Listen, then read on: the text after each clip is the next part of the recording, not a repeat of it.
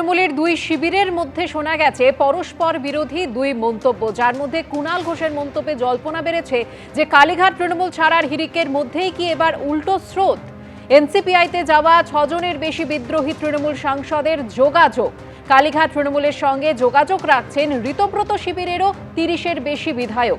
কেউ কেউ মমতা বন্দ্যোপাধ্যায়ের সঙ্গে কথাও বলে গেছেন। পুলিশের চাপে যাওয়ার পর ভোটারদের প্রতিক্রিয়ায় এখন উল্টো স্রোত। যারা গেছেন তাদের রক্তে গদ্দারি কম। কুণাল ঘোষের মন্তব্যে জোর জল্পনা।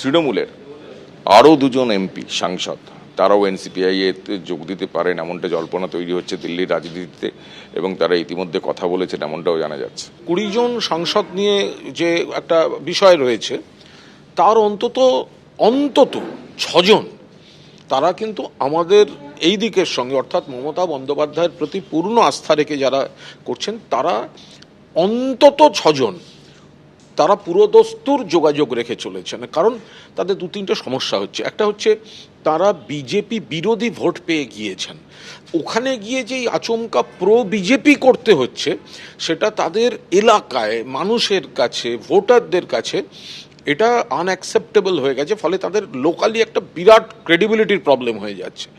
তো আবার এখানে যদি ধরা যায় রাজ্যে তো পুলিশ নেমে গেছে, পুলিশ নেমে গিয়ে এমএলএদেরকে কখনো এসপি ফোন করছেন, কখনো অমুক ফোন করছেন, তো সবাই বললেই সবাই বলে দেবে।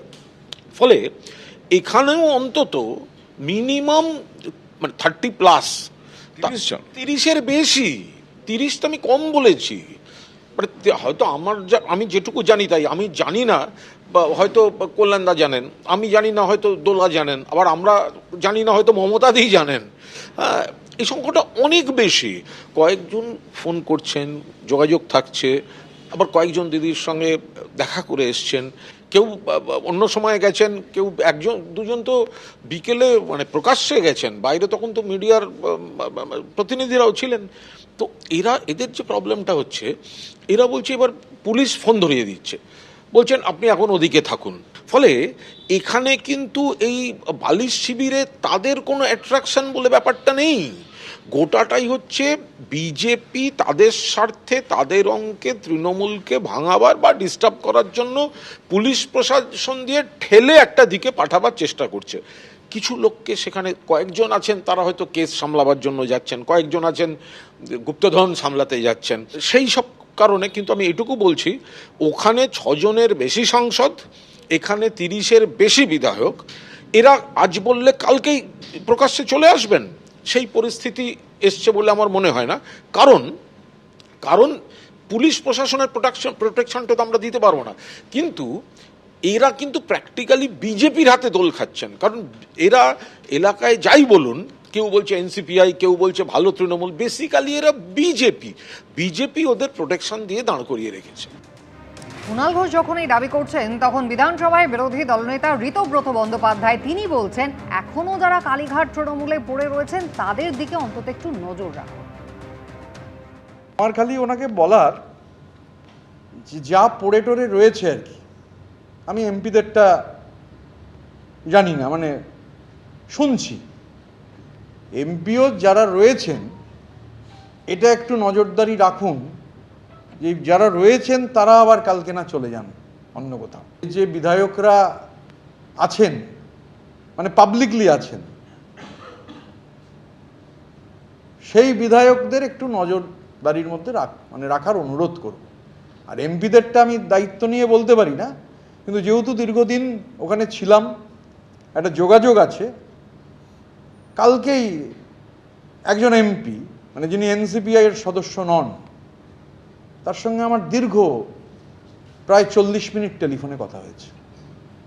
তো মানে ঠিক আছে বলেছেন, বলতে তো কোনো ট্যাক্স লাগে না, অসুবিধার কি আছে। কুণাল ঘোষের উল্টো স্রোতের দাবির মধ্যেই পাল্টা দাবি করেছেন কাকলি ঘোষ দস্তিদার। তিনি বলছেন আরও 2 থেকে 3 জন সাংসদ আমাদের শিবিরে আসার কথা বলেছেন। জেপি নাড্ডার সঙ্গে তাদের কথাও হয়েছে, তারা আমাদের শিবিরে আসতে চান, দাবি করেছেন এনসিপিআইতে যোগ দেওয়া তৃণমূল ত্যাগী সাংসদ কাকলি ঘোষ দস্তিদার।